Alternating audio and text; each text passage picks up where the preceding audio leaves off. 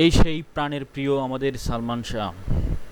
সত্যের মৃত্যু নেই ছবিতে যেমন তিনি ফাঁসির দণ্ডের আসামি হন, বাস্তব জীবনেও ঠিক তেমনইভাবে হয়তোবা সে ফাঁসিতেই ঝুলে মারা গেছেন।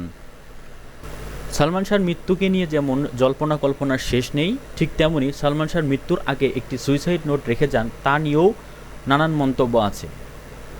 যেহেতু আবার নতুন করে সালমান শাহর মৃত্যুকে নিয়ে ফেসবুকে ভাইরাল হয়েছে রুবির সেই ভিডিও, তাহলে প্রশ্ন আসতে পারে সালমান শাহ সুইসাইড নোট কে লিখেছিল? যদি তিনি ফাঁসিতে ঝুলে অথবা কেউ তাকে মেরে ফেলে, তাহলে নিশ্চয়ই সেটা তার হাতের চিঠি ছিলেন না। তাহলে চলুন পড়ে আসা যাক সেই চিঠির কিছু কাহিনী। সালমান শাহর মৃত্যুর রহস্য ফের নতুনভাবে আলোচনায় এসেছে। গত সোমবার আত্মহত্যা নয়, সালমান শাহকে খুন করা হয়েছিল বলে দাবি করে অনলাইন ভিডিও বার্তা প্রকাশ করেন যুক্তরাষ্ট্র প্রবাসী ও সালমান শাহর হত্যাকাণ্ড মামলার ৭ নম্বর আসামি রাবেয়া সুলতানা রুবি।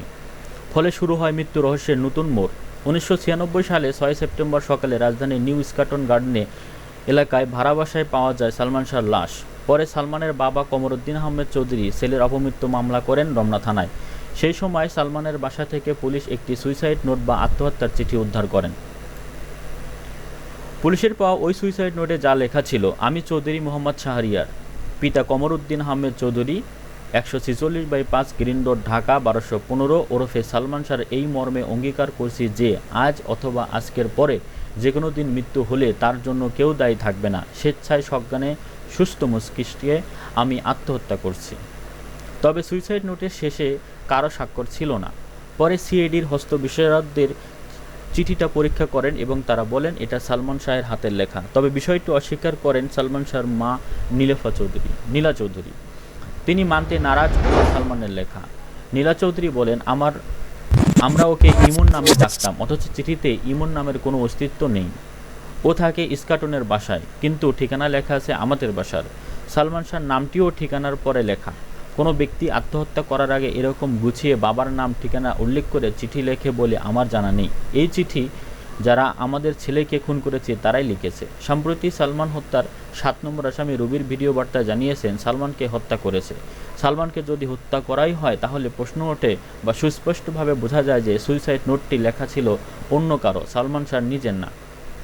তাহলে বন্ধুরা, এই ছিল সালমান শাহর সেই সুইসাইড নোটের কাহিনী, যেটা অবিশ্বাস্য একটি ঘটনা বলে আমরাও বিশ্বাস করি। আপনাদের কি মতামত তা অবশ্যই আমাদের ভিডিও কমেন্টে জানাবেন এবং এই সকল নিউজগুলোকে অবশ্যই বেশি বেশি শেয়ার এবং লাইক এবং সাবস্ক্রাইব করবেন, যাতে করে এই ভিডিওগুলো ভাইরাল হয় এবং আমাদের দেশে প্রচলিত যে আইন ব্যবস্থা আছে তাদের টনক নড়ে এবং তারা যাতে বিচার ব্যবস্থায় আর ধীরগতি না করে দ্রুত এই বিচার কার্যক্রম আবার শুরু করে। এবং আমরা চাই যে সালমান শাহর হত্যার যারা আসামি আছে তারা গ্রেপ্তার হোক এবং তাদের বিচার হোক। ধন্যবাদ সবাইকে। আপনাদের মূল্যবান কমেন্টস করে আমাদেরকে জানাবেন, আর আমাদের চ্যানেলটি অবশ্যই সাবস্ক্রাইব করবেন যদি আপনাদের কাছে ভালো লেগে থাকে। পরবর্তী কোনো ভিডিও নিয়ে আবার দেখা হবে। ধন্যবাদ সবাই। Hello viewers, thanks for watching hour video.